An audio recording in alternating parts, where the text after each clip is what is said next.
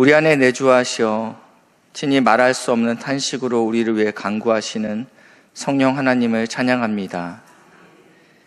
특별히 성령 하나님, 이 시간에 주의 말씀을 들을 때 말씀이 들려지게 하시고 깨달아지는 복된 시간 될 수 있도록 인도하시고 역사해 주시옵소서.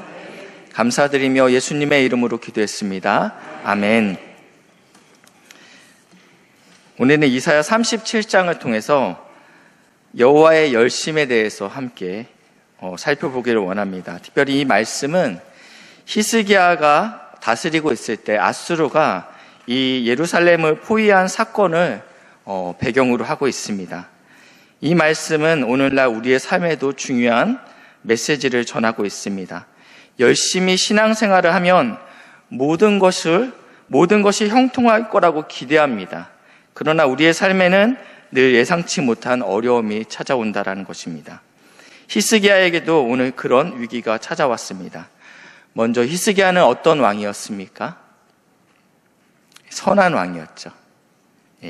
성경에는 그의 마음이 다윗의 길로 행하였던 왕이다라고 표현하고 있습니다. 남유다에는 하나님을 경외하는 왕들이 있었지만 히스기야만큼 철저히 율법대로 순종했던 왕은 드뭅니다. 그는 25세의 왕이 되는데요. 역대하 29장 3절 말씀 한번 보시겠어요? 그가 왕이 되는 첫째 달에 여호와의 전 문들을 열고 수리하였다라고 표현하고 있습니다. 무슨 말씀이냐면 왕이 되자마자 제일 먼저 한 일이 여호와의 성전을 수리하는 것이라는 것입니다. 그러니까 이것은 왕이 되기 전부터 생각했기 때문에 가능한 일이었습니다. 그 전부터 내가 왕이 된다면 나는 하나님의 성전을 이렇게 수리할 거야, 이러한 생각들이 그 안에 가득했기 때문에 왕이 된 첫째 달부터 바로 이 일을 감당할 수 있었다라는 것입니다. 열심히 가득했습니다. 또한 그는 어떤 왕이냐면 많은 선한 왕들은 참아하지 못했던 산당들을 제거하는 일들을 감당했습니다. 하나님을 사랑하고 하나님을 경외했지만 많은 선대 왕들은 산당은 차마 없애지 못했습니다. 하나님께서는 분명히 내가 정한 곳에서 번제를 드려야 된다라고 말씀했지만 이스라엘 백성은 이미 높은 산이든 낮은 산이든 언덕이든 그곳에서 여호와 하나님을 찾고 있었습니다. 그렇기 때문에 이것이 그렇게 큰 문제가 될 거라고 생각하지 못했던 것 같습니다. 혹은 백성들이 민심에 대한 두려움이 있었기 때문에 많은 왕들은 차마 이 일을 건들지 못했습니다. 그렇지만 히스기야는 산당을 제거하는 일을 했습니다. 이것은 정말 어려운 개혁이었습니다. 심지어 모세가 만든 놋뱀을 없애는 일도 히스기야가 합니다. 이 놋뱀은 아주 특별한 기념품입니다. 이스라엘 백성이 불뱀에 물려서 죽어가고 있는 상황 가운데 누구든지 이 불뱀을 보는 자는 살 것이다라는 이야기를 듣고 이 광야에서 이스라엘 백성이 불뱀을 봄으로 살았습니다. 물론 놋으로 만들었지만 이 놋뱀이 가지는 의미는 너무나도 귀하기 때문에 이스라엘 백성이 이것을 우상으로 섬겼다라는 것입니다. 그러자 이 놋뱀조차도 우상이 되면 안 된다라는 마음이 히스기야 안에 있었기 때문에 이것을 가루로 빻아버렸다라고 성경에서 이야기하고 있습니다. 그는 유월절을 지켰던 왕입니다. 성경에 분명히 유월절을 지키라고 했지만 성경에는 다윗도 유월절을 지켰다라는 말은 나와 있지는 않습니다. 물론 지켰을 거라고 생각이 들지만 어느 누구도 유월절을 지켰다라는 말이 언급되지 않고 히스기야가 첫 번째입니다. 그러니까 율법에 말씀이 그러하라고 하면 이것을 온전히 지켰던 사람이 히스기야였습니다.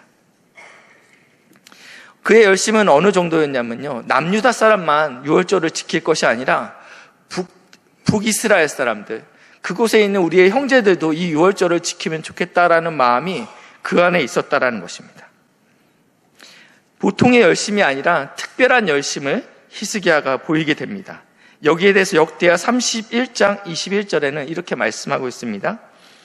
그가 행하는 모든 일, 지금 제가 앞에서 말씀드렸던 이러한 율법을 지킴에 있어서 온전했던 이 히스기야, 하나님 전에 수종드는 일이나 율법이나 계명이나 그가 그의 하나님을 찾고 한 마음으로, 이 열심으로, 특심으로 모든 일을 행하였다라고 표현하고 있는데, 그 뒤에 무엇이라고 표현하고 있냐면 형통하였다라고 표현하고 있습니다.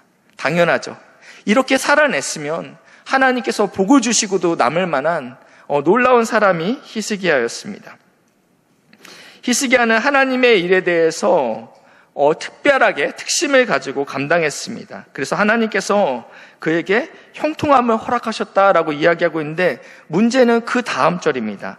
저희가 역대하 31장 21절을 읽었는데요, 22절이었고 32장 1절로 넘어갑니다. 그러니까 바로 붙어있는 말씀이죠. 이 모든 충성된 일을 한 후에, 지금까지 했던 모든 충성된 일을 하나님께서 충성되다 말씀하신 다음에 뭐라고 표현하고 있냐면, 아수르의 왕 사네립이 유다에 들어와 견고한 성읍들을 향하여 진을 치고 쳐서 점령하고자 한지라 라고 표현하고 있습니다. 자, 이해가 되지 않죠? 형통하였다라고 이야기하고, 이 하나님을 향한 그의 열심이 너무나도 충성되다라고 이야기하고 있는데, 그 후에 이러한 일이 일어났다라고 표현하고 있다라는 것입니다. 충성스럽게 특심으로 열심히 주의 일을 감당한 후에 이러한 위기가 찾아왔다라는 것입니다. 요식업을 하던 성도님께서 마음 가운데, 내가 그래도 교회 집사인데 주일은 쉬어야 되겠다라는 결단으로 개업 예배를 요청하셨습니다. 뜨겁게 기도하고 또 이 집사님의 그 귀한 마음들을 보게 되었습니다. 요식업을 하면서 주일 성수하는 게 쉽지 않은 일이죠. 그리고 얼마 되지 않아서 코로나가 터졌습니다. 하나님께서 예배를 잘 드리고 헌신하는 이 집사님에게 장사가 더 잘 돼야 되는데, 그렇지 못한, 우리가 예상치 못한 일들이 우리 삶 가운데는 분명히 있다라는 것입니다. 오늘 이 사건을 기록한 병행 본문에서는요, 무엇이라고 표현하고 있냐면, 지금 이 아수르가 쳐들어온 시기가 언제냐면 히스기야 왕 통치 14년이라고 표현하고 있습니다. 북이스라엘은 이미 멸망한 지 8년이 지났습니다. 그때 쳐들어왔다라고 표현하고 있는데, 제가 지도한 게 준비했습니다. 북이스라엘은 이미 8년 전에 멸망을 당했습니다. 그리고 이 팔레스타인 지방에 있는 연합 도시들은 아수르에게 조공을 바치는 상황이었습니다. 그러다 이들이 애굽에게 의지하게 됩니다. 그래서 보시면 두로와 블레셋, 그리고 남유다와 애굽이 애굽을 의지하여서 더 이상 아수르에게 조공을 바치지 않게 됩니다. 괘씸하죠. 그렇기 때문에 아수르가 내려오면서 두로부터 칩니다. 두로를 치고 블레셋을 칩니다. 그리고 애굽에서 원정군이 옵니다. 그렇지만 이 애굽의 원정군도 아주 처참하게 패배하게 됩니다. 이제는 남유다 홀로 남았습니다. 남유다의 46개 성읍이 이미 점령되었다라고 이야기합니다. 지금은 예루살렘 외에는 남아있는 성읍이 없게 된 상황입니다. 굉장히 절망스러운 상황입니다. 다급해진 히스기야가 이 라기스의 사람을 보냅니다. 라기스는 방금 예루살렘 바로 밑에 있었던 군사 도시입니다. 라기스를 점령한 아수르 왕이 그곳에 지금 진을 치고 있었습니다. 그래서 내가 범죄하였나이다. 당신이 저에게 요구하는 전쟁 배상금을 제가 다 물겠습니다. 감당할 수 없는 버거울 정도의 액수를 요청했지만, 히스기야는 왕실의 곡간과 그리고 성전 안에 있던 모든 문에 도금된 금까지 싹 다 모아서 이 아수르 왕에게 갖다 바치게 됩니다. 이러면 당연히 아수르 왕이 돌아갈 것이라고 생각했지만, 아수르 왕은 합의를 어기게 됩니다. 그리고 자신의 부하 사네립을 이끌고 예루살렘을 정벌하러 떠납니다. 그러면서 이 랍사게가 이렇게 이야기합니다. 이 히스기야에게 총 7번 이렇게 이야기합니다. 너가 무엇을 의지하는가, 너가 무엇을 믿고 있는가, 이 같은 단어이거든요. 근데 이 단어를 7번 다른 방식으로 이야기합니다. 너가 의뢰하는 그것이 무엇이냐? 너가 무엇을 믿고 그렇게 까부느냐? 혹시 애굽을 의지하느냐? 애굽 받지 않느냐? 혹시 네가 여호와를 의지하느냐? 이런 식으로 네가 무엇을 의지하는지, 무엇을 믿는지 총 7번에 걸쳐서 묻고 있습니다. 정말로 히스기야 왕은 무엇을 의지하였습니까? 무엇을 의뢰하였습니까? 이사야 22장 7절에 보시면요. 병거는 내 아름다운 골짜기에 가득하였고 마병은 성문에 정렬되었도다. 여기서 말하는 이 아름다운 골짜기는 예루살렘을 의미하고 있습니다. 지금 이 예루살렘 안에, 아름다운 예루살렘에 병거와 마병이 오와 열을 맞춰서 20만 명이 넘는 아수르 군대가 빼곡하게 집결한 모습을 이렇게 표현하고 있습니다. 상상만 해도 오금이 저리는 상황이죠. 8절입니다. 그가 유다에게 덮였던 것을 벗김에 라고 표현하고 있습니다. 여기서 말하는 그는 하나님이죠. 하나님께서 지금 덮였던 것을 벗기셨다라고 표현했는데, 이 덮었던 이 표현은 마사크라는 단어입니다. 하나님께서 지금까지 마사크했는데, 덮어주셨는데 지금 그 마사크한 것을 치우셨다라고 표현하고 있다는 것입니다. 이 마사크의 용례가 시편 105편에 나와 있습니다. 이 어떻게 쓰였는지 보시면요. 여호와께서 낮에는 구름을 펴사 덮개를 삼으시고, 이게 마사크라는 단어거든요. 광야 생활 동안 하나님께서 구름으로 이스라엘을 마사크했습니다. 덮었다라는 것이죠. 이 하나님의 덮으심이 없다면 이 지독한 광야를 버틸 수 없었습니다. 그러니까 이 덮었다라는 의미는 하나님의 보호하심을 의미하고 있고요, 하나님의 은혜를 이야기하고 있는 것입니다. 그런데 하나님께서 이 아수르 군사들로 예루살렘을 포위한 상태에서 하나님의 보호하셨던 그 은혜를 거두시게 된 것입니다. 그때 우리의 영적인 실력이 드러난다는 것입니다. 내가 진짜 의뢰하는 것이 무엇인지 그때야 알 수 있게 되는 것이죠. 계속적으로 이사야 22장 8절에는요. 그가 유다에게 덮었던 것을 벗김에 하나님께서 하나님의 보호하심과 은혜를 거두셨습니다. 그날에야 히스기야의 진짜 실력이 나오는데요. 무엇을 바라봤습니까? 병기를 바라보았고, 9절입니다. 다윗성에 무너진 곳이 많은 것도 보며, 지금 상황을 보아하니 20만 대군이 오와 열을 맞춰서 아름다운 예루살렘 성 앞에 서 있는 거예요. 하나님께서 은혜를 거두시자 병기를 찾기 시작하고 무너진 성벽들이 보이기 시작하는 것입니다. 10절입니다. 예루살렘의 가옥을 개수했다. 왜 개수하냐면 이 가옥을 헐어서 무너진 성벽을 보수하고 보강하기 위함이었습니다. 은혜가 사라지는 순간, 하나님의 보호하심이 거둬지는 순간 우리가 진정으로 무엇을 바라보고 의지하는지 알게 되었다라는 것입니다. 병기를 살펴보고 꺼내들었습니다. 성에 무너진 것을 살펴보고 보수 및 보강을 하였습니다. 이미 8년 전에 사마리아의 멸망을 예루살렘은 보았습니다. 그래서 남유다는 장기전을 준비하게 됩니다. 이 성을 지켜야 되겠다라는 생각을 하게 됩니다. 왜냐하면 아수르가 사마리아를 3년간 포위합니다. 그리고 성 안으로 들어간 물길을 차단하고 들어갈 음식들을 차단하게 되었습니다. 말려 죽이는 전략이었습니다. 그렇기 때문에 예루살렘도 성 안에 방어막을 준비하는 동안 동시에 식수를 마련해야 됐습니다. 식수 확보가 가장 중요했기 때문입니다.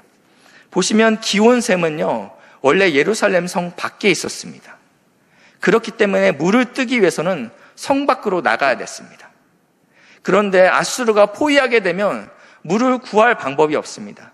아수르가 저 기온샘을 끊어버리면 성에서 마실 물도 없고요, 기온샘에다가 독을 풀어버리면 저 물은 더 이상 쓸모없는 물이 되는 것입니다.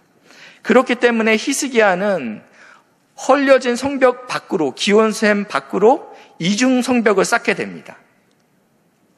그리고 지하로 50m를 파고 들어갑니다. 그래서 533m로 물길을 만듭니다. 지하 50m에다가. 어디로 물길을 내냐면 실로암으로 물길을 낸다라는 것입니다. 이 작업은 7개월 동안 2,700명의 노동자들이 동원됐다라고 합니다. 더 놀라운 것은 이 히스기야들이 성을 포위하게 되면 수로를 차단하기 위해서 물길이 어디 있는지 전문가들이 탐색하게 되지 않습니까? 그렇기 때문에 이 물소리가 들리지 않게 하기 위해서 기온샘으로부터 실로암까지 이 고저가 30cm입니다. 완만하다 못해 평평하다라는 것입니다. 그래서 물이 흐르는 유속이 굉장히 천천히 흐르기 때문에 밖에서는 여기에 물길이 있다는 것을 확인할 방법이 없다는 것입니다. 이렇게 아수르의 공격으로부터 철저하게 대비를 했습니다. 이 수로에 관한 말씀이 성경에도 언급이 되어 있는데요. 11절입니다. 너희가 또 옛못의 물을 위하여 두 성벽 사이에 저수지를 만들어 놓으라. 원래는 성 밖에 있었던 것을 지금 외벽을 또 쌓음으로 성 안으로 이 기온샘을 가지고 왔다라고 표현하고 있습니다. 그 다음이 중요합니다. 그러나 이를 행하신 이를 앙망하지 않고 지금 너희 안에 일어난 이러한 일들을 행하신 이가 있다라는 것입니다. 그분을 앙망하지 아니하였고 이 일이 옛적부터 하나님의 경영함에 있었다라는 것입니다. 우리가 볼 때는 이것이 악한 일이고 또 이 일이 이해가 되지 않은 일일지라도 하나님의 경영하심 안에 이 일이 있다라는 것입니다. 근데 너희가 그 하나님을 앙망하지도 아니하고 공경하지도 아니하였다라고 이야기하고 있습니다. 히스기야의 잘못은 무엇입니까? 히스기야는 그냥 아무것도 대비하지 않고 하나님을 바라보고 하나님만 앙망해야 됐습니까? 이사야는 이 예루살렘 성을 견고하게 만든 이 히스기야의 열심이 잘못됐다라고 이야기하지는 않습니다. 문제는 이 일을 행하시는 일을 앙망하지 않았고 이 일을 경영하시는 일을 공경하지 않았다라는 것을 책망하고 있다라는 것입니다.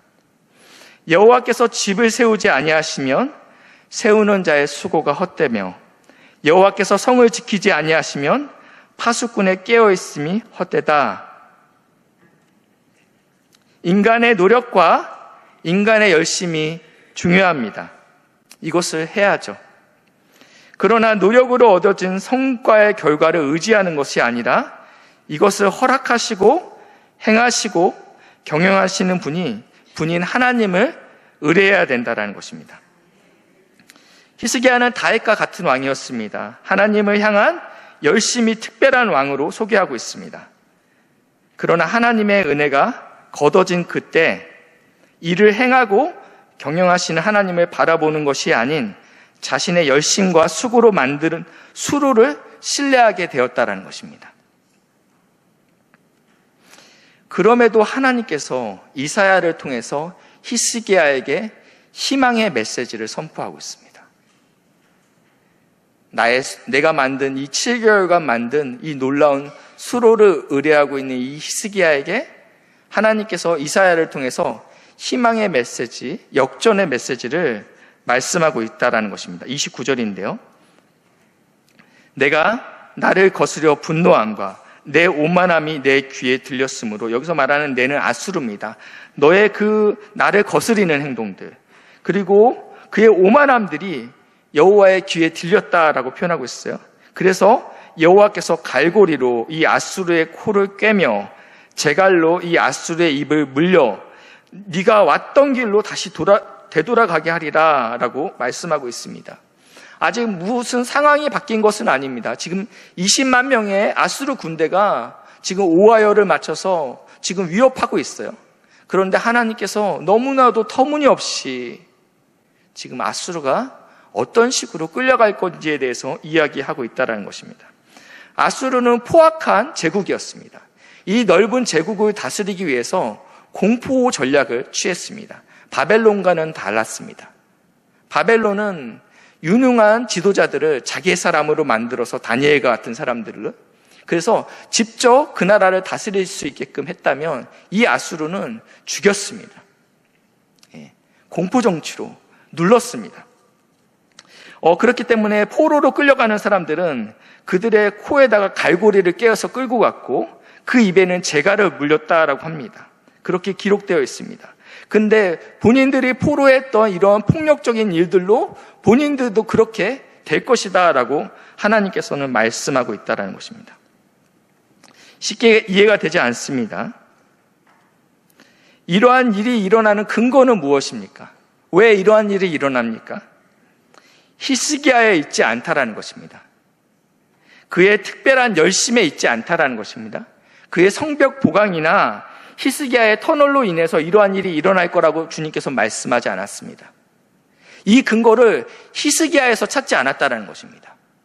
사람에게서 그 근거를 찾지 않았다는 것입니다. 이것이 우리에게 위로가 돼요. 하나님은 그 근거를 어디서 찾냐면요, 32절인데요. 만군의 여호와의 열심으로 이 일을 이루겠다라고 말씀하고 있습니다. 히스기야는 왕이 되자 첫째 딸 여호와의 성전을 고치는 특별한 열심을 보였습니다. 율법을 순종하기 위해서 산당과 노뱀을 없애는 일까지 합니다. 그렇지만 히스기야의 열심이 아닌 이 시간에 하나님의 열심으로 내가 역전하겠다, 내가 다시 은혜를 주겠다라고 오늘 하나님께서 말씀하고 있다는 것입니다. 35절인데요. 내가 나를 위하여 내 종 다윗을 위하여 이 성을 보호하며 구원하리라. 아멘. 하나님께서는 자신을 위해서, 하나님의 영광을 위해서 무엇보다도 이 언약의 근거하에서 내가 이들을 구원하겠다라고 말씀하고 있습니다. 말씀을 정리하겠습니다. 오늘 우리도 히스기야와 같이 하나님에 대한 열심으로 살아왔지만 뜻하지 않게 어려움에 처할 수 있습니다. 그것이 건강일 수도 있고 물질일 수도 있고 관계의 문제일 수도 있습니다.